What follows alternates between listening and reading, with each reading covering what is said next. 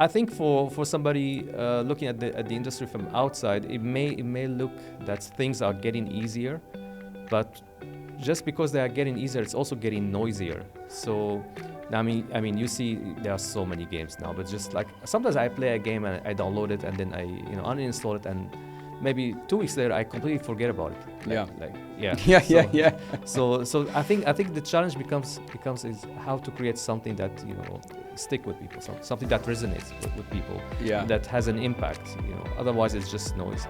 Hello everyone, and welcome to another episode of the AUD podcast channel. We have a very special guest with us today, Professor Iyad Alsabouni. Professor, welcome to the show. Oh, thank you. Nice meeting you. Thank you for having me. Thank you so much for your time. We really appreciate it. So, Professor, I think the timing of this conversation couldn't be better because gaming has exploded, not just globally, but especially in the region. And I know your background is in the gaming industry and animation, and you're an artist, and you recently spoke the other day at the Dubai Game Expo Summit.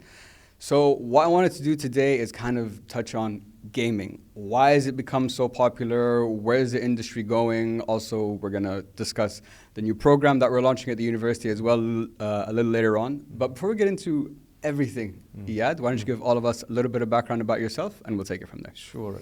So I was born in Syria, and I grew up there until I reached university. I studied fine arts. Mainly, I focus on illustration, visual communication. Actually, maybe my journey to arts was kind of a bit unusual, because I knew that I was able to draw, but I didn't want to be an artist necessarily. But I remember, like, when I was a teenager, I used to listen to a lot of like a heavy metal, hard rock music. And if you've seen their albums, like the ones from the 80s and the 90s, they always have like these kind of like fantasy paintings, like of like demons and mythological Yeah, that's characters. The artwork around that. Yeah, exactly. So I would listen to these, and as I'm listening to the music, I try to copy what I see, like the drawings on the album. I try to replicate them, and then my friends would notice, like, hey, you can draw. Why don't you draw this on my jacket? And so I was like, okay, that's fun. So this is a kind of a hobby that I can keep listening to music while I'm doing this, and there's a career path for it. I can't study math while listening to music. I was like, okay, maybe art makes sense. And then from there, of course, I studied at the Faculty of Fine Arts in Damascus. Then I was introduced to the animation industry, so I was working as an animator while I was studying. And after graduation, I wanted to further my academic studies. So I wanted to go to do masters and eventually PhD. But I was thinking, like, where would be the place to further my knowledge.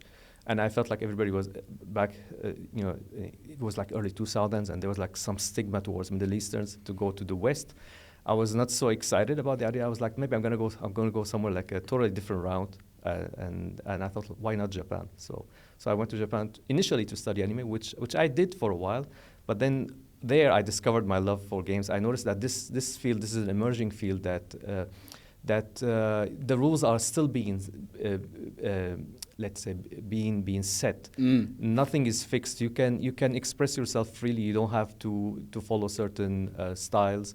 And it's exciting. It's fun. I like to play games. So and that's how I found myself in the industry. Yeah. Okay, very interesting that you studied fine art, but you didn't want to become an artist, and then you found gaming and animations, and it's not a transition that people typically make when they study fine arts. From my experience, they usually want to work in museums and galleries. Go become maybe art curators. That's the route they go down. So it's interesting that you switched from fine arts into the gaming industry. Now. You just said you like gaming and you're a gamer. So growing up, I want to start off at the beginning. What was your favorite video game growing up? Favorite video game? That's a tricky one. I mean, I don't have an all-time favorite video game, but I have certain games that I have like emotional connections to. Probably like the Super Mario Bros. The original one on the NES. Yeah. That's what made me a game addict. You could say. Me too. Yes, but then there are a lot of other games as I started to grow up. Resident Evil 2 and Diablo 2. Okay, first-person shooters. Okay, Yeah, nice. Diablo 2 is more like a top Like top down, yeah, the hack and online slash, game. Yeah. and of course everything Rockstar Games does is I enjoy. Yeah. Well, Yeah. we've been waiting for GTA 6 now for years, and they just saw the news. They just released Yeah. like some new content of like the Yeah. gameplay with like, oh guys, this looks amazing, but it's delayed till 2026. So here's the thing. I was watching 2 days ago the announcement of, because they finally announced the release date for the GTA 6, and my birthday is gonna be soon. Okay. And my wife has been asking me like, what do you want? What do you Pre-order. want? I was like, I don't need anything. I really don't. I tried to think hard. I couldn't figure out of anything that I need. Yeah. Then I was watching the release date, and then the release date was my birthday. Oh, I was no like, way. I was like, I think I know what I want now. Yeah. Yes. So I'm still thinking about it. Yeah. Okay. I want to talk about GTA 6 for a second, because it's been a very contentious topic in the gaming industry, because this has been in development now for 6 years. Yeah. So many delays. They've spent, I think, heard over $2 billion developing this game. Now, when it comes to game development, I know it takes years, and you have to start with like a concept and then all the tech that comes with it. And what's interesting to me, let's say now GTA 6, they've been working on it for 6 years. So they started this in, what are we now? In 2019. Yeah. Now from 2019 though to 2025, this was before AI, before tech, before all this new tech has come. So I'm curious, when you start a project and it's taken this long and the tech keeps advancing, I feel you'll never finish, because now you have new tech that you could do this better and change that graphic or this animation. So walk us through, I guess, how the link between game development and tech, and how do you merge those two when one is always ahead of the other? Well, I mean, yeah, I know actually it is a tricky subject, because the ratio, that the exponential rate of technological advancements is too fast, beyond my own comfort zone. But at some time you have to release the game, and you have to make peace with the idea that you cannot be perfect.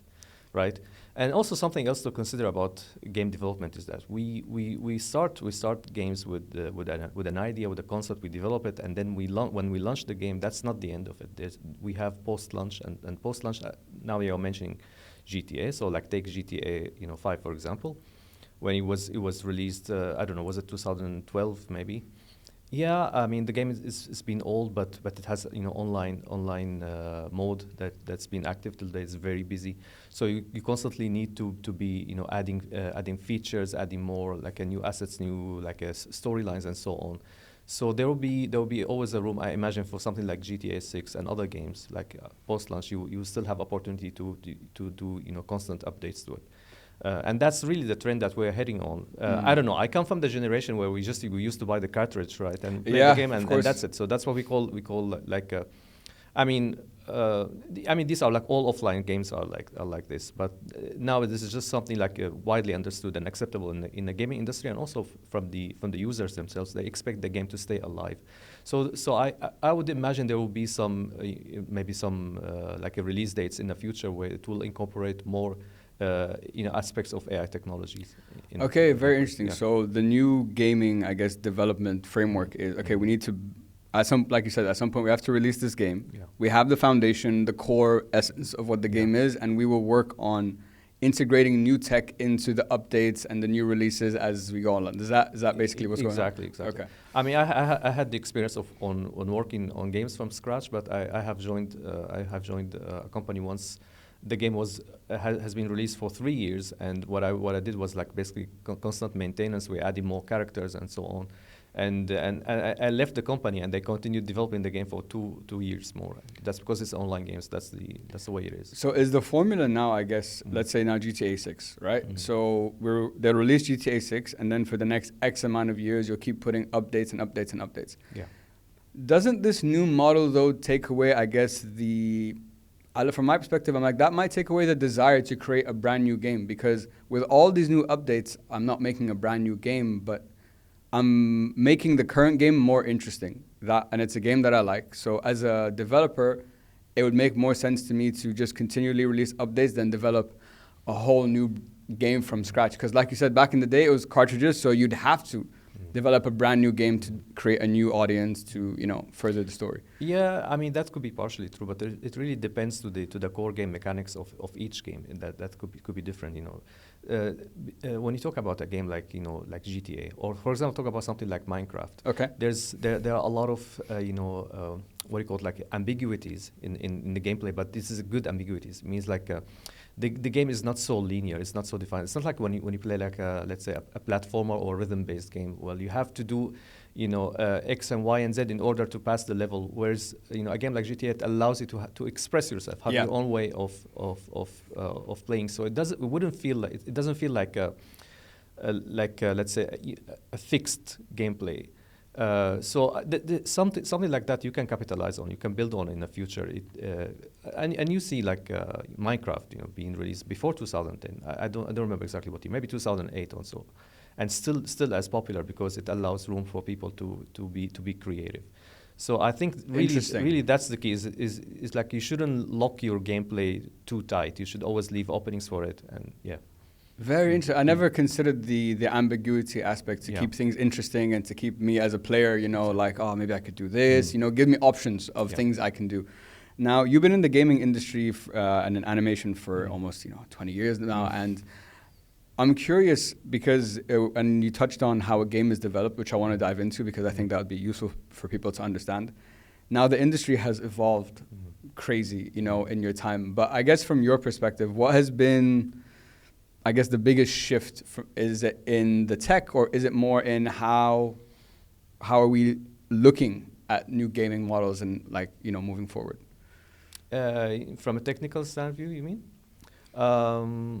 Well, I can only speak from my own background as an artist. Is that we used to always like what we considered a technique versus what we considered foundations versus what we consider talent is constantly changing. Yeah. So I think now having good skills at drawing doesn't matter as much as it did back when I started because of technologies, right? Before talking about AI, just like let's talk about 3D for example, like the fact that when you make a model, right? Before 3D technology exists, you need to learn how to draw a character from different angles, and that requires skill and rigorous training, and it take years. And now we have a 3D model that you can just move it around. And actually, not only that, with working with 3D, you can just grab a pre-existing 3D model and tweak it a little bit. So we're not starting anything from scratch, right? Gotcha. Okay. So we have infrastructure that we can always bank on when we approach game art. Now it's the more logical practice is that you always start from a template, right? Yeah. So it becoming more easier and easier to create a polished project. But to make something worthy, to make something that captures the attention, it still requires hard work and dedication and long hours spent in the studio. Yeah, it doesn't matter. So I think for somebody looking at the industry from outside, it may look that things are getting easier, but just because they are getting easier, it's also getting noisier. So I mean, you see, there are so many games now, but just like sometimes I play a game and I download it and then I uninstall it, and maybe 2 weeks later, I completely forget about it. So I think the challenge becomes is how to create something that stick with people, something that resonates with people, that has an impact. Otherwise it's just noise. And if you really want to think about technology, I think the simple reference would be if you look at photography, for example, like photography versus drawing. So photography was invented in the 19th century, and over time it kept evolving to the point now that we have professional cameras in our pockets. Yeah. But it didn't make us photographers, because your artistic vision. It's a good point. It really matters. You still have to study photography somehow. Maybe you don't need to learn how to develop a film, but you need to learn let's say the foundational aspects behind photography, behind capturing an engaging image. And I think that's also happening to games as well. Yeah. So that the technical aspect is becoming more and more automated, but I feel like now your vision does really matter. Yeah. Very interesting. I think you made a good point that because like in so many industries, as tech advances, it reduces the barrier to entry for people to enter the industry. So when you're talking about the animation and how things have changed, and now you, instead of drawing the model, you can build off a template. And I love the photography example. What I link it to, for example, is podcasting. So podcasting, one of the reasons it's exploded in the UAE and across the region is the launch of studios. Why? Because now I've taken away that technical know-how you need to know to edit, to shoot, to produce, and whatever. So that has created a massive wave of people entering. But like you said, now there's a lot more noise. So now the person themselves, their brand, how you speak, conduct interviews, has become more important than ever. So I really resonate with what you're talking about. And also, take something into consideration for podcasting itself, or maybe when you think like before podcasting, like what would be the, like, let's say like radio shows. Exactly, would be about the news, about some celebrity gossip, right? But now we have, dedicated podcasts for every topic you could imagine. Yeah, that's true. And I think this trend is going to carry in games as well. So now we link games to entertainment. Yes. But we should start thinking about games as a form of interactive media. It's a legit form of interactive media, and actually it captures your attention more than watching a movie, for example. So you're going to see more games that are targeting, let's say, the health sector, the education sector, and so on. Yeah, because people talk, I think that's one of what I've been noticing recently from what I'm reading is, growing up, like obviously as a gamer, your parents tell you, why are you gaming? Go outside, all that kind of stuff. But now, and we always used to tell our parents like, no, but like it's teaching me strategy and how to think and talk and like all this stuff. And they were like, stop trying. We don't believe you. Go outside and play. But now it's interesting that the conversation seems to have shifted, and a lot of people in the gaming space are beginning to talk about the educational benefits of gaming. And now it seems to be a lot more receptive, not just to obviously gamers, which we're obviously already in it, but more to the general public, which I think is interesting. Exactly. I mean, think about it. That kid who was arguing with his parents that, hey, the game is teaching me strategy, teaching me history. This kid is now an adult, and maybe he's working in the industry. So so they are making this a reality, and games they are maturing over time. You see, like not just because of the limitations of technology, but in the 80s and the 90s, games were mainly looked at as a form of digital entertainment for kids.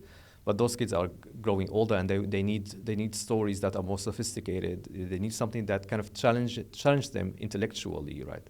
And so at the moment, the age demographic, the average age demographic of gamers is about 37, I think, worldwide. Wow. Yes. So I mean that's quite. Okay, so I'm still in the range, so it's good. Yeah. I mean the average, right? So yeah. I mean, for example, like in Northern America, in Japan, and so on, you would find gamers in their 60s, late 60s, you could say. And there's also something else that there has been psychological studies, about identity formation, for humans, so like when you are a child, when you become a teenager, usually between the age 15 to 25 is something that we refer to as the reminiscence bump. And that means that this is where you are making your core beliefs about life, and shapes your personality. And you may pass through certain experiences that impacts you later on. Like so, maybe even like when you are in your 40s and 50s, you always recall these memories from this particular age. Yeah. And it has like a profound impact on your own personality. Yeah. How that translates to entertainment and media as well. So what it means, for example, if you are into this kind of genre of music, or this type of movies, or this type of, games or sports, during that age, you would still have appreciation for it as you age older. So that's why you see like people who love games, like people in our age who like to play games. They didn't start playing games like a year ago or 2 years ago. Yeah. It's not like because they got a game on their smartphone. They used to play games when they were kids. And so, if we imagine if the gaming industry dies tomorrow, we still have age groups that to cater to for the next maybe 50 years. Yeah. Right. So that's, I mean, this is something very, important to consider. I think about that's the future. I didn't consider that point that, the people leading the industry today were the gamers of the last, 30 years and so on. Because I never made that link, but it makes a lot of sense. I've had conversations with people recently, and they're talking about why gaming is so popular, has become so popular here. It's such a young population in compared to like other markets. Like I know you spent some time in Japan, but like as we know, Japan is an aging market. But like places like the Middle East is a very young, affluent market. We are the biggest consumers of content, any type of content, in the world. Now, before we dive into the region and why gaming is exploding here, I wanted to just take a step back. If I came to just to give us like a framework of, let's say I want to enter the gaming industry, right? I want to be a game developer. Could you walk us through just like that step-by-step process of how is a game built? Like where do you start? What does that process look like? So just to simplify it, mainly speaking, game development has two core aspects. The development side that includes programming, and then you have the creative side where you need to to create all the visuals related to games. Of course, there are more aspects to it, but like just to keep it simple. So to start creating games, I would say you're gonna need something we call game engines. And game engines. Game engines. It sounds like like a greasy and Yeah. noisy, but game engines is really it's a term for the software that we use to create games. Okay. So that game creation software or game engine, you need to start with something that I would suggest for a beginner is start with something that offers you templates, or we call them blueprints. So you don't have to build everything from scratch. Yeah. So you need to see like what aspect of games excites you the most? Are you more of do you have like a programming background or artistic background? So like for somebody, let's say someone like me, I enjoy art, so I want to create maybe 3D models, and I want to build worlds.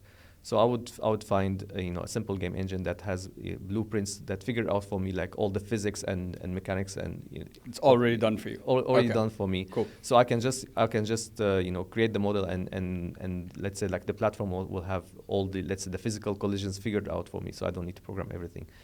And you just slowly follow the rabbit hole. It's not a linear progress, actually. Like creating game, you can approach. I mean, you can have any path to arrive to games, and that's what will make you unique also in the industry. So I really don't have a clear-cut answer to like how should you start gaming. You can even start game development by playing some games.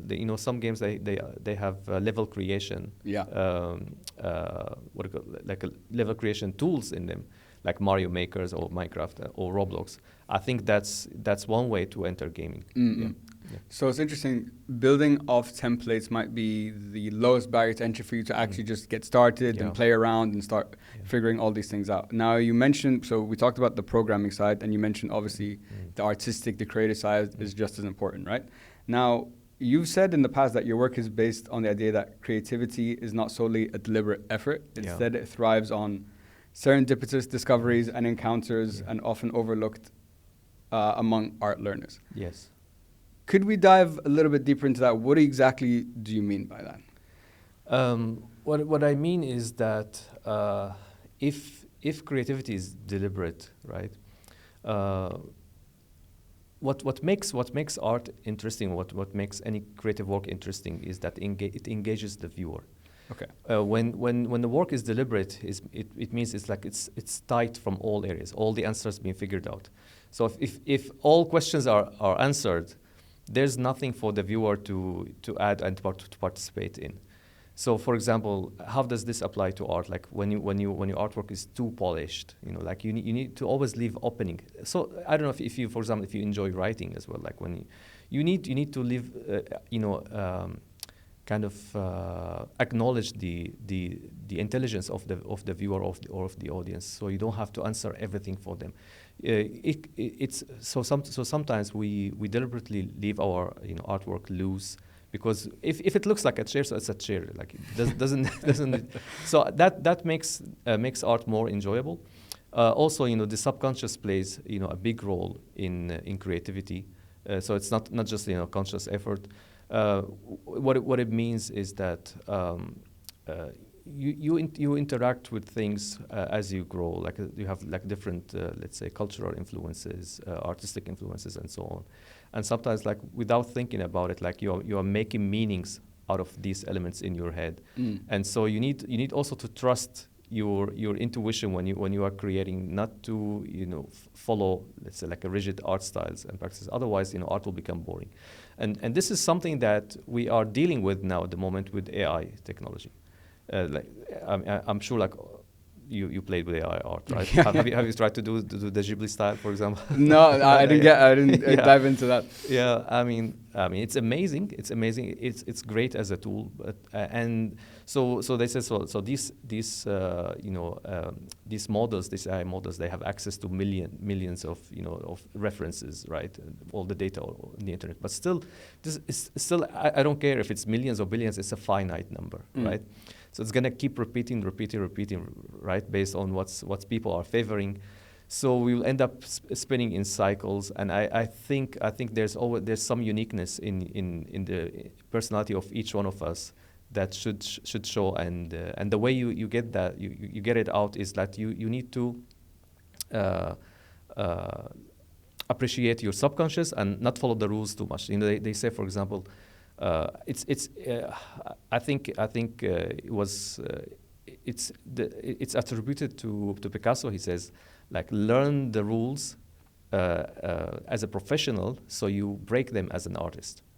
Okay, first time I hear that. Okay, yeah, exactly. So it's interesting that you said something about AI, which is I've heard before, which is everything seems too polished, too perfect, too everything is in line and whatever. And when it's wrong, it's polished. Yeah, exactly. See, that's one thing. Like I was saying earlier about like ambiguities, for example, and leaving openings in your work. Yeah. So, for example, like if it looks like a hand, I wouldn't polish it. I would just leave it. So when your brain you interpret it as a hand, that's enough. There's also another saying. They say, like, the eye sees what the mind wants to believe in, right? Yeah, true. So, but in AI, it doesn't work this way. It's very weird. And it's interesting how the way to make games more interactive is to leave some ambiguity, some mystery, some freedom of expression. And I've never made the link that comes from an artistic concept that give the viewer some white space to fill in themselves with whatever they want, because then that allows each person to look at it and analyze it in a completely new or different way. Exactly. Yeah. Have you seen those? There's something we have like it's kind of like a subculture in gaming we call speedruns. No, no. So speedruns are it's basically gamers, they challenge each other who can let's say complete the game with the shortest amount of time. Oh, okay, gotcha. And speedruns always it's all about breaking rules without breaking them, like finding loopholes, finding glitches in the games, and completing all the missions. And when you look at it, I mean, there's an art to it. For sure. So I was watching the other day. There's a game called Dishonored. I don't know if you're familiar with it. No, not myself. It was released, I think, for the PlayStation 3 and PlayStation 4. It's like more than 15 years old game, and the game is very, very difficult. It took me like 60 hours to complete it. Wow! But I saw this video on YouTube. A guy completed the whole game in less than 3 hours. which is amazing. So he knows, like, if you stand next to the wall in this particular place, your character somehow, because of a glitch, will be launched in the sky, and then you will see the whole jump levels and somewhere else. Yes. So it's the first time I've actually heard about speedruns, but it kind of builds on what you're talking about, how these are the guys that are trying to find, those shortcuts, those glitches, those whatever. And that's what keeps things interesting, honestly. And that's why streamers have become so popular as well. Now, looking at the region and looking at Dubai, so I know Dubai has now introduced the long-term gaming visa, and Abu Dhabi is actually building the first esports island. So and I know there's Saudis involved as well with the Olympics, the Olympic esports games in 2027, which we're going to touch on in a sec. But my question is, from your perspective, gaming has gone from being a big industry that people who are passionate about care to something that is being actively invested in on a strategic national level. And my question is, why has it become such an important element in that? I mean, because the numbers don't lie. Like when you look at the size of the gaming industry, now it's more than the film and music industry combined. Yeah, I heard that. Yeah, so yeah. like it's just the answer is the attention. It's like where people's attention at you want to reach these people. You notice that now if you put an advertisement in games, it's more likely to get more viewers than somewhere else. So I think really it's all like the financial factor, right? Is attention, advertising, where people are spending most of their time. If you're gonna put a commercial on TV and everybody's just like turning their TV off and just playing games. I mean, I only turn on my TV just to connect the Nintendo Switch to it. Maybe I play too long and I feel like a neck pain here. So I want to sit in a different condition. So I use the bigger screen, and that's it. So I think that's why I think the government is they're thinking the right way, and they're investing in the gaming industry. Okay, interesting. So for you, it's a very simple thing. The numbers are there, the attention's there, so it makes more sense for us to invest in these industries or these economy. Fair, very fair. Supply and demand doesn't lie, does it? Yeah. And you were at the Dubai Game Expo Summit a few days ago, giving a talk, and you talked about something that was you talked about code development and how we're not dividing roles. We're not dividing tasks, we're dividing roles now. Yeah. And how time difference can actually be a benefit, which I thought was interesting because the developers will code and then you get the feedback from the designers and it's a process. Now, when you say we're not dividing tasks, we're dividing roles now, what do you mean by that? Dividing tasks basically like let's say let's say we are modeling characters. So I would go to an outsourcing studio. I say, I'm gonna model like these 5 characters, and you model the other 5, and they will do the work for me. They will help me basically, and then I will see maybe the designs, and we'll do some quality management for it, and so that's a very typical way of working in the game industry. But the problem is, making AAA games is becoming more and more expensive. Like we were talking about GTA 6, and there are other games they try to copy the GTA formula. Like Ubisoft tried it with Watch Dogs, and there's other game called Saints Row, I think, and there are many more. I'm pretty sure like some you or the audience, somebody tried to play these games. You always notice that there's something missing. Maybe the shooting system is so good, but like the car mechanics are off, right? And like you are trying to create an open world immersive experience. You need to have everything figured out very well. And so the studios, they vary in terms of like strength and weaknesses, right? And their expertise. So if you want to release a AAA game, like maybe you have like, let's say like a 3-4 years, in the next 3 or 4 years, you don't have enough time to train the staff to figure out the solutions for all these problems that might happen. So then code development becomes very, very practical solution. So you can code develop with, let's say, a studio that are very good at making 3D models, and a studio that are very good at making game mechanics and physics. So this way you divide their roles, right? So they are not overstepping over each other. Right? Okay. Yeah. Okay. So it's interesting. So I'm not outsourcing the entire, let's say, development of 5 new characters to the studio, because they might be strong in an area that, and we might be weak in an area, and like there might be an imbalance there when getting to the final product. So you're saying when you divide the roles, it's like Khalid, Iyad, and someone else. Us 3 are working on this character. He's the best at the mechanics. I'm the best at the art and whatever. So that creates a more consistent product. Is that kind of the idea? Yeah, it's like the same, let's say, same arrangement you see in a small studio. Just take it on a bigger scale. Okay. Like the programmers, they're not gonna go to the artists and tell them what they do. Okay, I'm the programmer, you're the artist, right? So the roles are devised, and so you do the same thing with companies. So now you may have a company that has I don't know, like more like, let's say, like 100 employees, and they are all programmers. Yeah. And so they are learning from each other. So they're getting more and more experts on their own fields, right? So I think it benefits games in general. It benefits the pursuit of knowledge also in general when like-minded people are working together. So there'll be more synergy, right? And we do have the infrastructure for it because like all like online collaboration tools they do exist. Make the co-development more and more feasible. You don't even need to be in the same geographic location, right? Exactly. Yeah. I didn't think about the education part now that you said it. When us three are working, let's say, on this character, but you're the expert in art, so I'm learning from an expert on how to do this, which will, and you're learning from me, and we're learning from each other, and that's going to play into my work down the line. So I never thought about the learning aspect and the benefits that can come with that as well. And you talked about AAA games are becoming very expensive to think. What is, I guess, because I don't know from my perspective, what's the most significant cost to any game? Is it just the man hours involved on working on it, or is it tech, or what's the single biggest cost to a game if you had to like nail it down?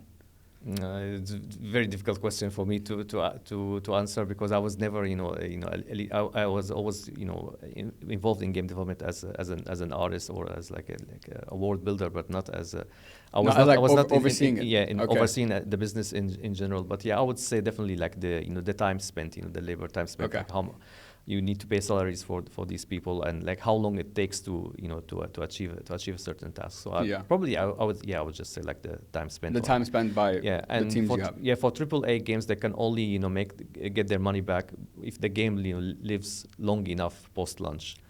Yeah, exactly. Yeah. Well, I guess what kind of returns do game developers expect on their games? Because let's say now GTA 6, you've invested 6 years. You spent, let's say, billions of dollars developing it. Yeah. So now you're going to release that game.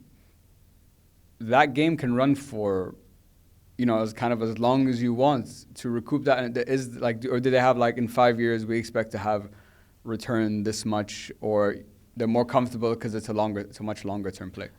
Usually, of course, usually they have like predefined expectations for how much the game is gonna make. But definitely, when it was created, it's created on the same way for how long GTA 5 lasted. I think they're hoping that the people will continue playing this game for 10 years or more because it's already happening. And for me, I'll be hard pushed to figure out any other justification for investing so much in in such expensive game. Yeah. Otherwise, just the feasibility would just wouldn't make sense. And for indie game studios, I think it's a big mistake to try to compete with AAA games, in their own domain. If you wanna create a game, I think my advice for indie developers is always like find really interesting mechanics and keep your game as simple as possible. Okay. Eventually, you might collaborate or co-dev with somebody that will help you, with funding, and you make it bigger. But these highly polished games, I think that's probably like the only way at the moment, the only way I can think of developing such game. You want to make it as polished as possible so people enjoy it for the longest time. Yeah. No, but that makes, I get that. And I love that you brought up the GTA 5 example because people are still playing it, till this day. So the numbers and the time frames might, differ. But like you said, you probably do start with an expectation of how much it's going to cost. When can we expect this return? Now, you spoke, as we mentioned, you spoke at the Dubai Game Expo the other day. Now, I guess from your experience, from the conversations you were having besides the panel, was there any key takeaways that you took away from the conference that maybe surprised you, or like is there a specific area or topic that a lot of people were talking about?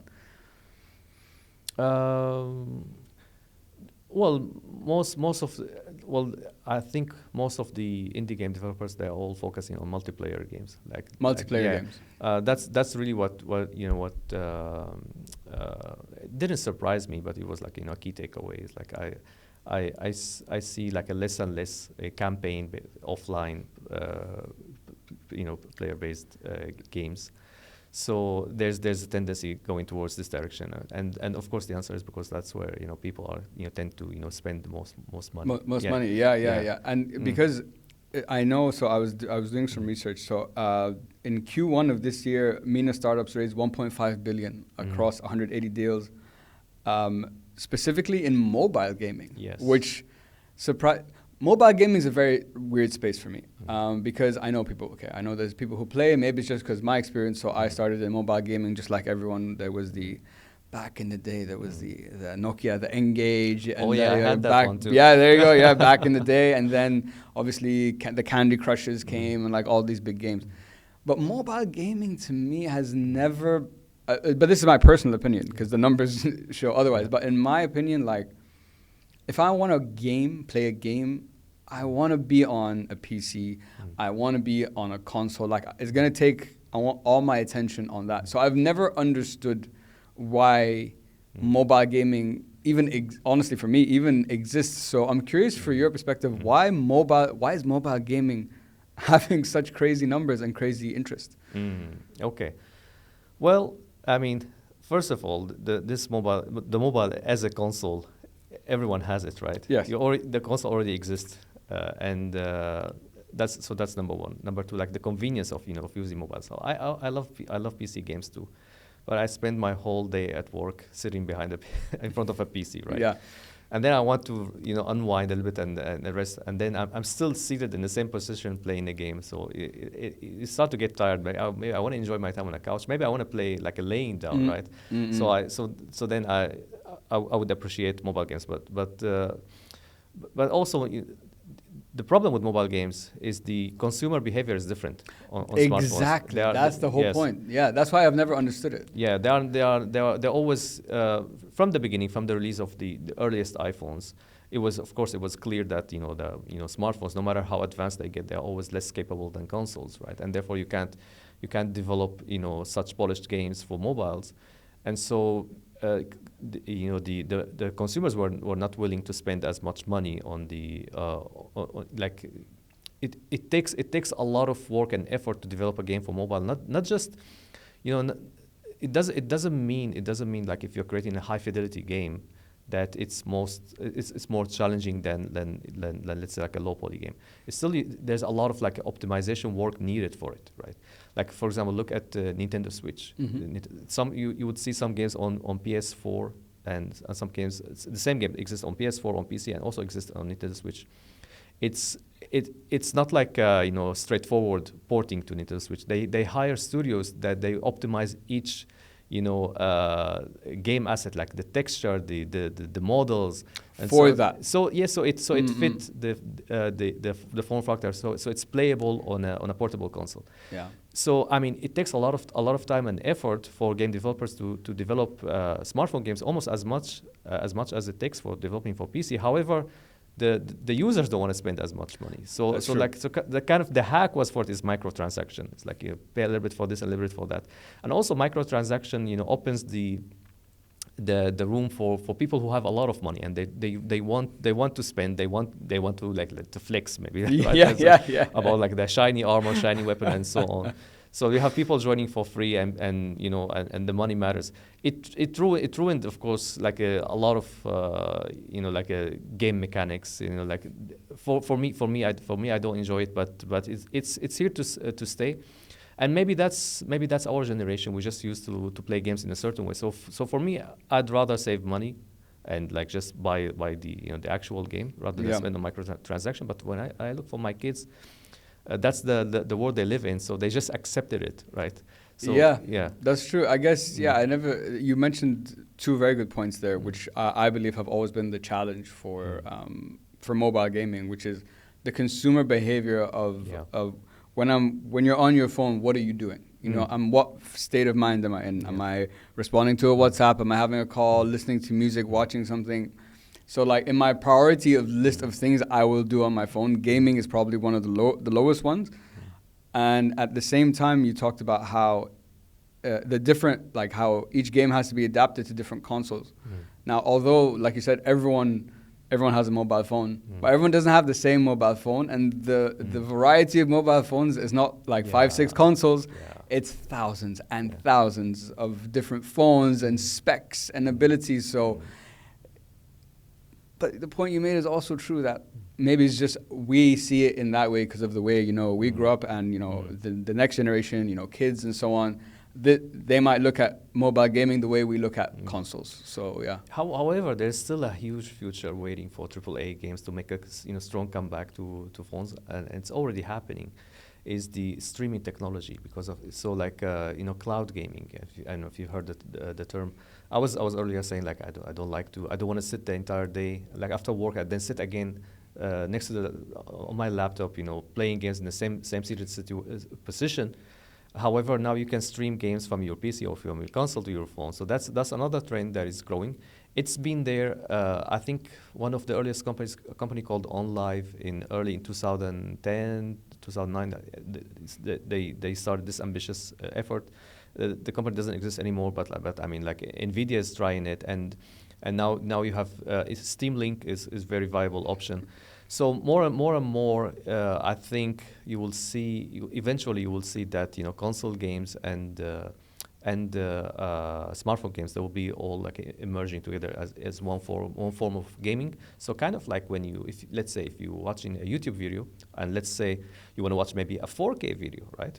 It's so easy. It doesn't matter because this the video file is stored somewhere on a server somewhere around the world, right? Yeah. And you're just streaming it from your device. So same thing is going to become more and more available for gamers of all kinds. However, I think that the trend that's going to remain, you will still see like AAA games that have online aspect, kind of. Sure. Yeah.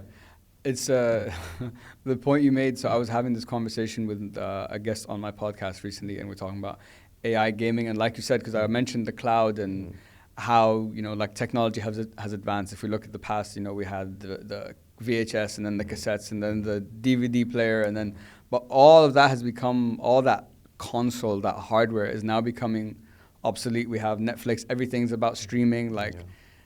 So I was saying, I'm like in the future, I don't even know if there will be gaming consoles anymore, because it's just going to be, everything's just going to live in the cloud and you will just connect and get to it. So, and the way things are moving, kind of like what you said, if that space is growing, I think that's where we're going to be heading. So now when we look at gaming now over the next, 10 years and so on, now I know the Olympic esports games is actually taking place in 2027 in Saudi. For our whole lives, until maybe now, this point, we were told gaming is not sports, it's not this, it's not that. Now it's in the Olympics, and it's there, and I think they have the agreement for 12 years. What does this kind of milestone signal, not just to the gaming industry, but to the rest of the world? I don't know how really how to answer this. I mean, it's again, this is just another aspect, the impact of games on all aspects of life. It also tells you the changes in the demographics, right? The way people consume content. So for me, I still find it hard to enjoy watching an esport game. But maybe if you played the game before, like I was saying earlier about I used the example of the Dishonored. Yeah. Yeah. If you understand the difficulty of the task, maybe you would appreciate observing the game, how it's being played. So I don't know. I think I don't have like a formed opinion yet about esports, because it's something I'm not really heavily invested in. But I mean, I still like nowadays I get busier and busier with my work, and I always dreamt, like when I was a kid, like I want to buy this game and that game and this console and that console, and now the time I have them all, I just don't have the time to play it. Yeah. So what I do is I go to like a streaming services, right, and then I watch like a full walkthrough of a game. And I can enjoy it. Or sometimes maybe for me also, when in my work, like I want to see the artwork of such level, right? So maybe it's easier to watch it, right?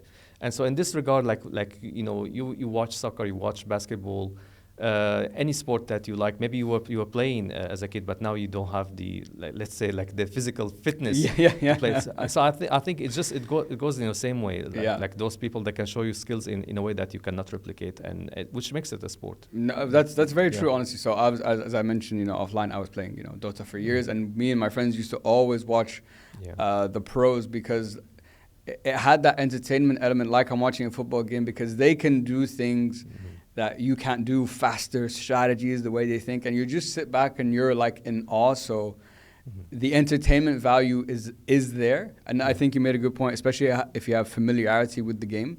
So put those two together, which makes sense when you talked about how content is being like it's a new content and also one more thing to add to it, I think, of course, like esport is extremely beneficial, not just like for for attending the competition itself, but like when you just zoom out and you look at it, what they say,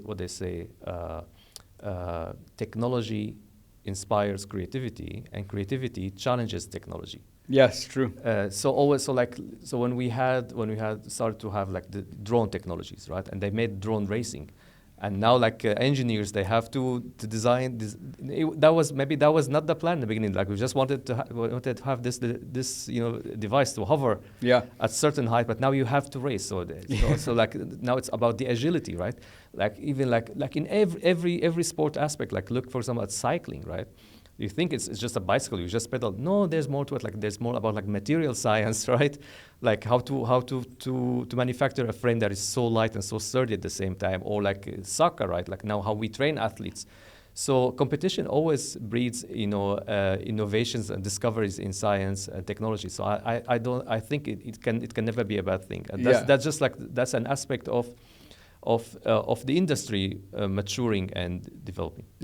I think I like that you linked it to sports, because that's true. Like even how we analyze sports, how we improve players, and all the fields that you spoke of. But gaming in particular, because it is its essence it's a tech-based industry. It's based on that. I think more investment into that will just further advance everything that you were just talking about. So it's for example, it's advancing, like one example, like the latency, like when you play, like the worst thing you can have on an online multiplayer game is that if you have some latency, maybe even a millisecond, right? If you're playing, a first-person shooter game, you already that could be the difference. It's a huge difference, right?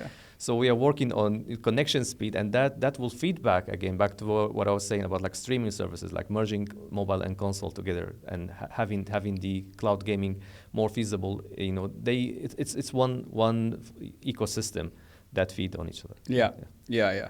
So I guess just to round off our conversation for today, Iyad, I wanted to touch on the new degree or curriculum we're going to be hosting at the university in the fall. So it's the new Bachelor of Science in Game Design and Development, and I'm sad that I'm not an undergrad to have taken that course. I'm sad too. But I know this is being done in collaboration with USC, one of the most reputable game design and development curriculums and universities in the world. So could you just tell us, how did this program, come to be? What can we expect as students? What kind of career opportunities? Because I think when people think about gaming, like, oh, I'm going to study gaming, I can only be like a game developer or a designer. But your story is perfect example of you can study art and enter gaming. So could you tell us about the program and what can we expect? Exactly. Actually, before I tell you about the program, a couple of months ago, I was sitting with one student with his parents, and we were just like chatting about something completely irrelevant. But then I mentioned about the gaming program, and the student said, "Oh, what do we do exactly? Do we play games?" I was like, "No, well, you do. You still have to do playtesting, but that's not what it's all about." So as of now, I don't have the numbers with me, but like the program that we started here at AUD. It's a Bachelor of Science degree, in game design and development, and so it's very important to emphasize on the word Bachelor of Science. It's a 4-year degree. You can have gaming education anywhere around the world, but what you will experience is usually like diplomas, a certificate course. You attend maybe for 6 months, 1 year, but this is a bachelor degree that you can build on it. Academic career, you can go to graduate studies and so on. And so there are not so many institutions around the world that they are offering these Like a full gaming degree. Exactly. Okay. A full gaming degree. Yeah. You can study in let's say like a digital media, you study art, and maybe you graduate as a gamer. But this is really dedicated, so it makes it very rare, and even more rare in the region itself here in the Middle East. So when in this program we have core courses that are focused on the aspects of game development and game design.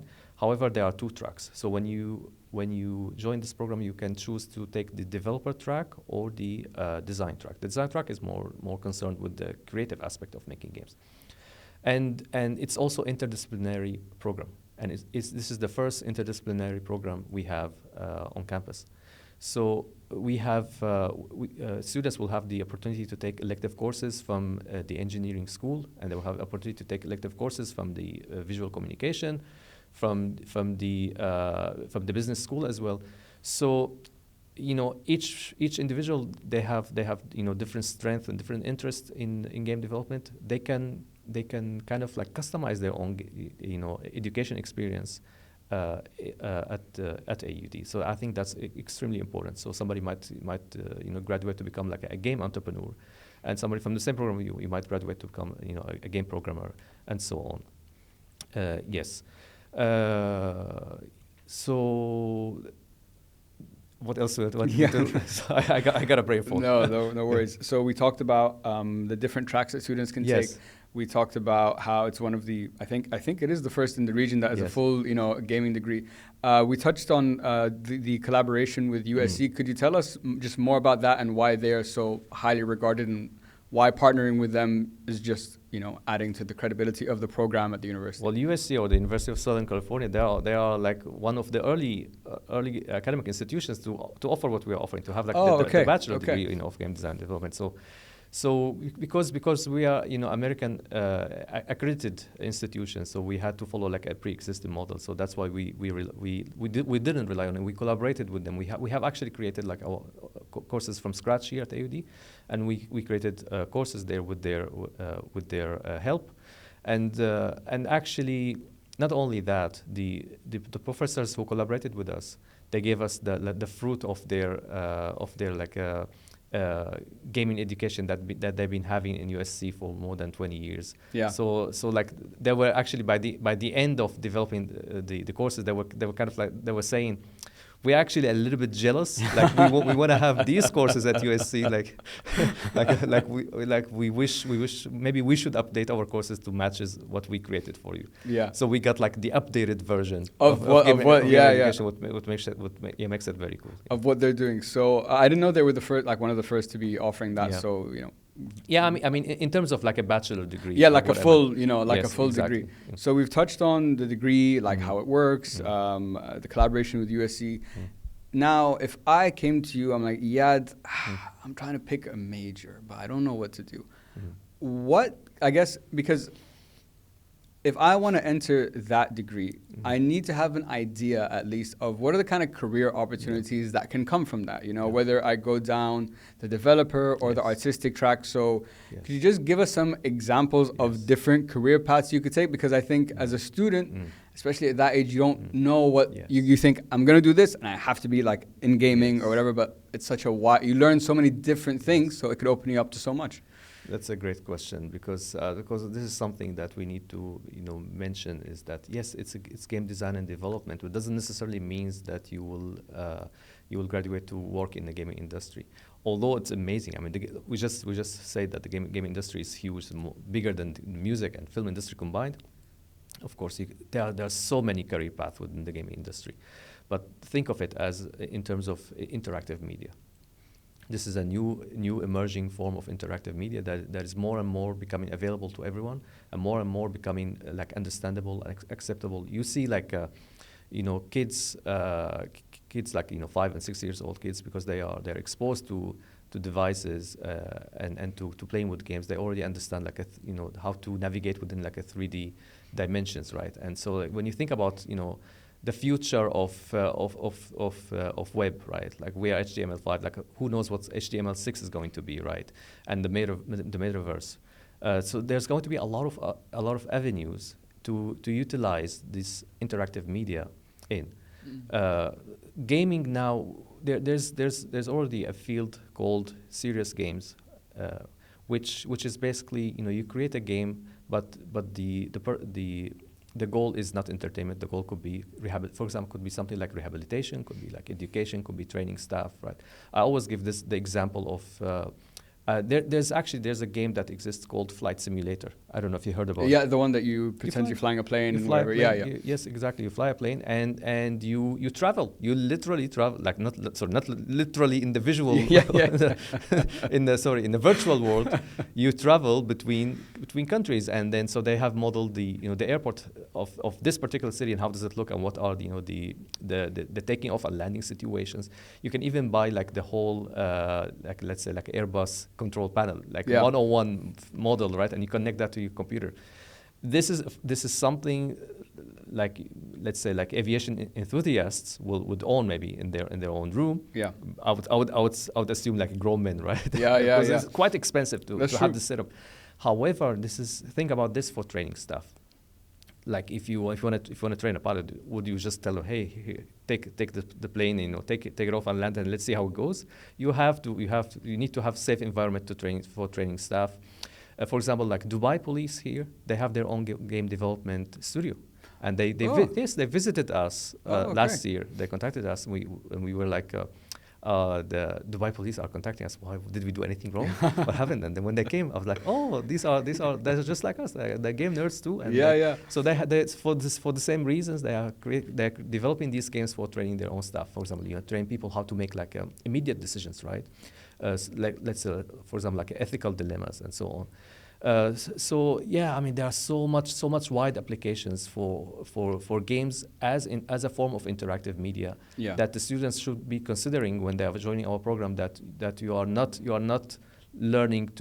becoming a game developer. You are learning tools and skills that you can utilize everywhere else. Yeah. Now think about it. We have like social media nowadays. Now every company should have some social media presence, right? Of course, yeah. But that wasn't the case maybe like 10, 15 years ago, right? It was like, I don't know, like the CEO would say, okay, my kids are spending too much time on the internet, but now they realize like, and there's science to it, right? And I guess this is where I love that you framed it in the sense of you are learning about gaming, but the tools and the techniques and like the theory behind it can be applied to so many different things. I love they talk about training and education, and I've had conversations with people talking about VR and AR, and this is just, if you frame it as interactive media, and with this sector growing at the same time, they will meet. They will meet at some point. Something I forgot to mention, there's a technology called photogrammetry, which is, and you can use it now actually with drones, with LiDAR technology. So you can fly a drone over a building, and then you will 3D scan the entire space. I've heard about this. So think about this for cultural preservation, right? You have like historical sites. I mean, like in the past, like we would have like there were like terrorist acts happen, like they would destroy some like some historical sites, and we lost these sites forever, right? Imagine if we could preserve them in digital format at least, right? Of course, So I mean, it's endless. It's endless. Like I can keep going on and on. I know.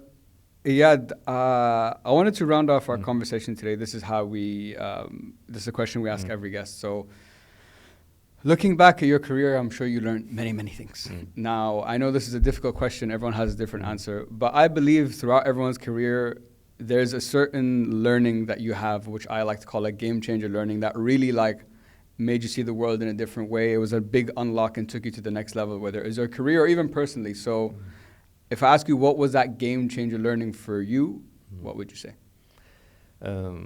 It would be probably maybe not to plan always plan, but like long-term planning is not so realistic. What you find, like I mean, long-term planning for your career, and what I would also say for young learners or for young people, graduates, is that it's nice to have a goal, but don't be too fixated on this goal, because if you don't achieve your goal, you will get depressed, right? Whereas you need to maybe focus on success, and so like success can be defined in different ways. So like I think like if you can maybe distill your goals down to like to some like a core aspects. So for example, like for me, what really matters to me is that I continue to learn and I continue to grow. It doesn't matter which direction that might be. I had no idea I'll be working in the gaming industry when I was, I mean, I told you earlier, I was just listening to music, right, and drawing. And every time I think about my future, I used to imagine, okay, maybe I'm going to be like just an illustrator, right, doing this kind of artworks. But I never imagined I would be working in the animation industry. I never imagined I would be working in the gaming industry. I never imagined I would be teaching also, like in this program as well. So just approach it, be flexible with it. But always have a goal, at least like every day before I head to sleep. I need to make sure that I grew a little bit. And like don't underestimate the value in in good habits, having good habits. So just have like learning and growing. Align your habits in a way that always you are growing in some way or another, and life will find a way for you. This is something I want to go back a little bit to to game development. It's like now the current the most accepted form of game development approach is what we call agile development, which means is that you don't start your game with a predetermined end goal. It's like, no, we try to figure out the mechanics, we try to arrange to build the world, and during the process we will find some aha moments. Gotcha. And these sometimes could be more valuable, more effective than your original plan. And I would say the same thing for life. Is like just roll with it and see what happens. And keep learning and keep pushing forward. Well, I resonate with that message a lot. Learning is something I'm very passionate about as well. Try to get that little bit better every day. And I think it's healthy for people to hear that. Have an idea of where you want to go, maybe the career you want to have, but don't be so fixated on it, because then you might miss opportunities that are coming left and right if you're just looking straight. Iyad, this has been an absolute pleasure as a gamer myself, and with the university launching this new program, I'm so excited. I'm jealous, that I wasn't there when I was there, but it's okay. I just want to say thank you so much for supporting us and for the program, and just so excited to see when the fall semester kicks off. Thank you so much. Thank you so much, guys. Thank you so much for listening, and we will see you next time. Take care.